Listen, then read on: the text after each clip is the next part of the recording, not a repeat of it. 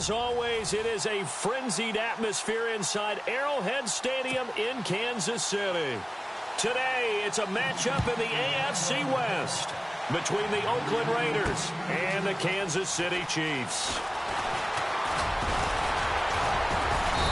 And he'll take it up past the 25 to the 26-yard line.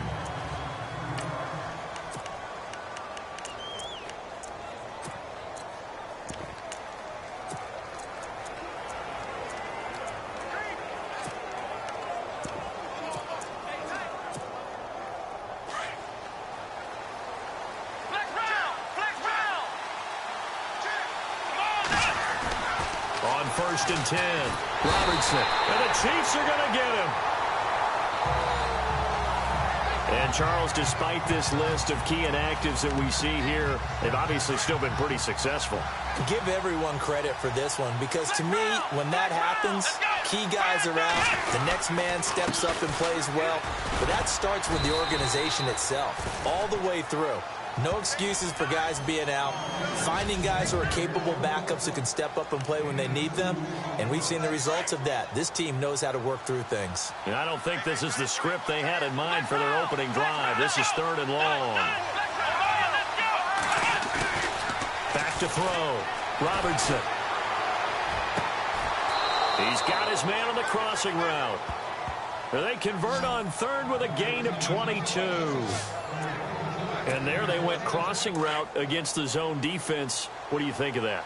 Takes real coordination between the passer and the receiver because you got to read those zones and where the open spots are and be on the same page with the guy throwing the football. Because sometimes you're throwing it in front of the zone. Sometimes you're throwing it between the zones. Sometimes the receiver's going to just kind of find a spot and what we call sit down and present himself to the quarterback and throw it there. It's a tough read, but when they're in sync, it's really effective. Looking to throw. Robertson. Throw left side complete. That's Payne. And he's going to get this one down right to the edge of the red zone of the chalk of the 20. A very solid gain of 27. And defensively, these corners struggled last week. They're struggling again here early on the opening drive. And you know that was not unnoticed on tape. So when they saw their struggle last week, guaranteed they went right into the game plan, attack them early, see if they're going to play any better, and if not, you keep the pressure on them until things change.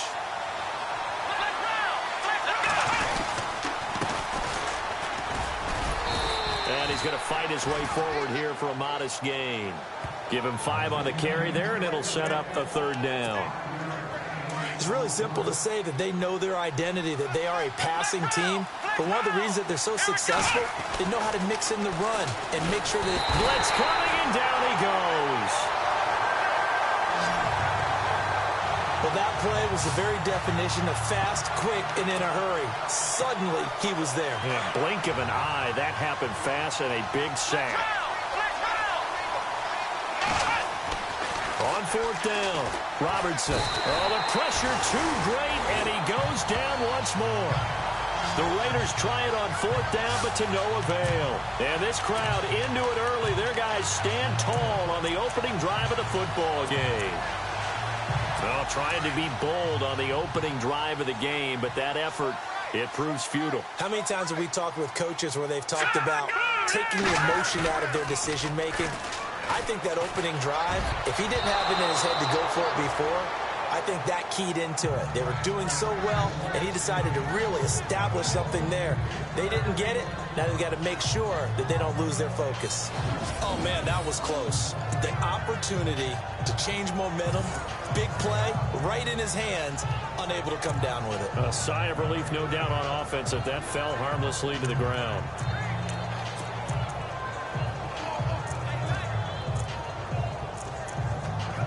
So the incomplete pass brings up 2nd down.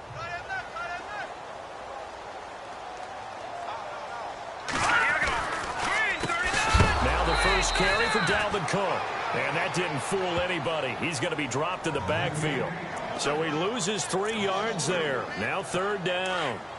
How about that, partner? That happened in a hurry. Sudden, explosive, gets into the backfield and spills the play. Yeah, he was AFC Defensive Player of the Week last week. Under a heavy rush, and down he goes.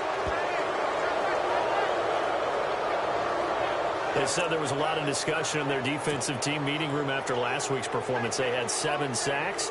Something in the water. There's one in the first quarter. A lot of discussion, a lot of excitement, because now everyone wants to get involved with this. Who's going to continue that process? Who's going to get to the quarterback this week? But they have to be careful. When you have that much pressure, they want to use it against you. Draws, screens, those types of plays. Let's see if they do that. Great blocking on the return. It springs him for 25. And the Raiders will take over now, 1st and 10.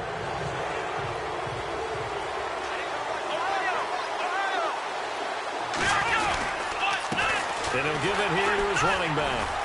And nowhere really to go there. He'll take this up just shy of midfield. Credit him with a 1-yard gain there to make it 2nd and 9. We haven't seen much from him running the football here in this first quarter. No, you're right about that. We haven't seen much of him at all so far. They've stacked him up pretty well, but when you're trying to run the football, sometimes you got to play the long game. Keep handing it to him, and some of those runs that aren't working now.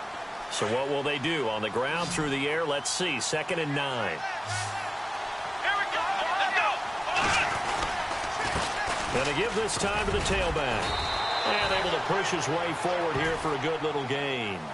Give him 6 yards on the carry. It's going to be 3rd and 3 now. Frustrating for a defense, energizing for an offense. Finding a way to create that type of yardage in your running game, got to make the guys carrying the ball very, very happy. And just a short gain that time as they're able to get him down. Just a 1-yard pickup there, and it'll be 4th down. Well, he hasn't made much of an impact in the running game thus far, and after that last run, not much is going to change in that area. He hasn't been able to get anything going, and really the offensive line not helping him much. On 4th down, Robertson, and finding his target, Pettigrew. And he's able to get it to the 33, good enough for a 1st down. A pickup of 10, and it's enough for an Oakland 1st down.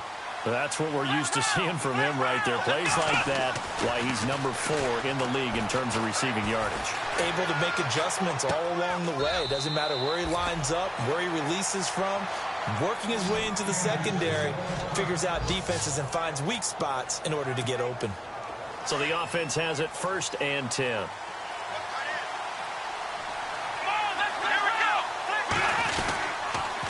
Now a handoff here to his running back. And this one goes nowhere. Losing yardage back at the 22. It's a loss of a yard there, and now 2nd down. That goes down as a loss against his rushing stats. But really, should he have to absorb that one? He had no chance on that play before they overwhelmed him. Pretty much on top of him before he could take his first step. And now here's a carry heading left.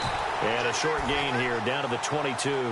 Only a yard on the pickup there, and it'll bring up a 3rd down. Well, if the coaching staff's doing a good job upstairs, they'll file away what they just saw from the defense right there. They sold out to stop that running play. I'd say keep that in mind. They want to try that again. Go play action, hit them over the top. He's got the 1st down inside the 10. And he's able to pick up the 1st before he's brought down inside the 5 at the 4. They're able to convert on 3rd down, and that sets up a 1st and goal.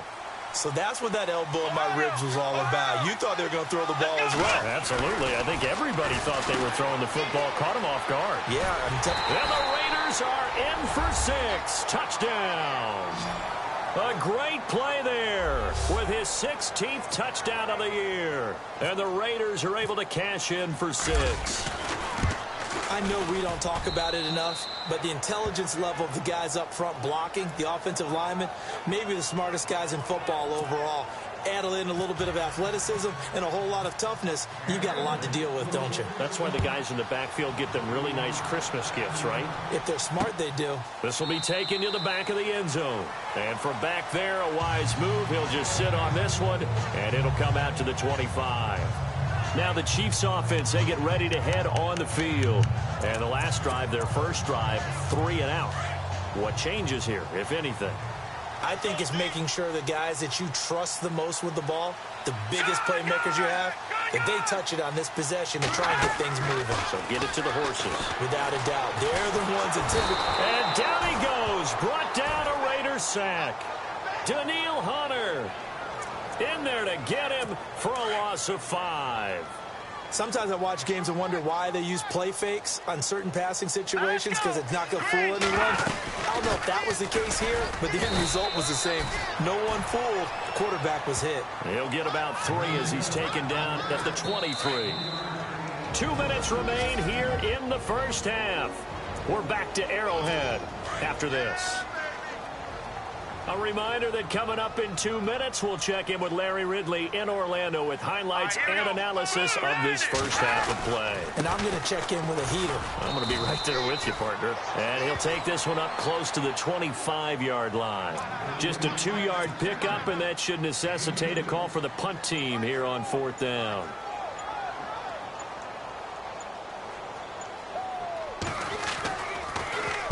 He gets this one away, and boy, it's another boomer.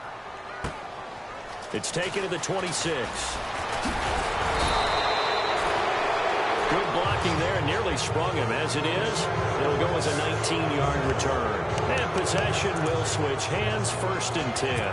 The Raider offense heading out as we take a look at the playoff race in the AFC. And right now, a lot to like on that screen. They've wrapped up the division, now currently sitting in the coveted number 2 spot. Of course, you'd love number 1, but if you can't have one, number 2 is pretty good.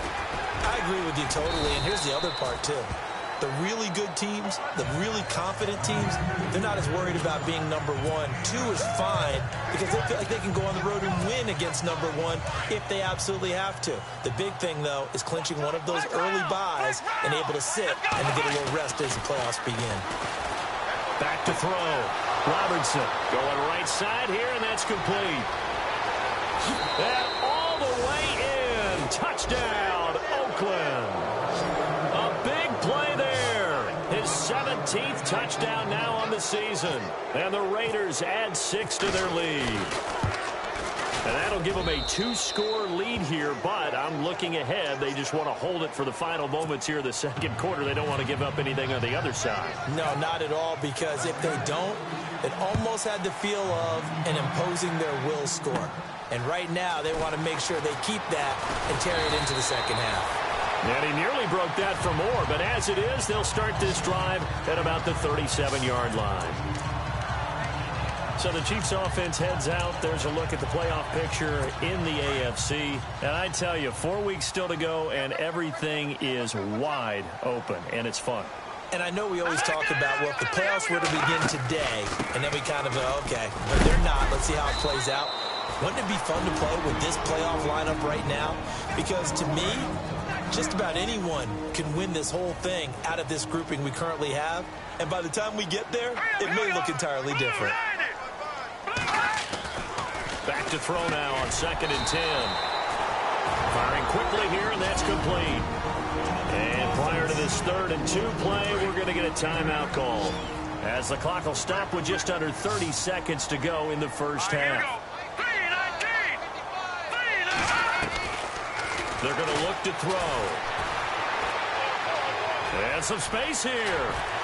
He's got a first down and then some inside the 40. And he'll be taken down, but not before getting this inside the 30. They give him 27 yards on the 3rd down conversion.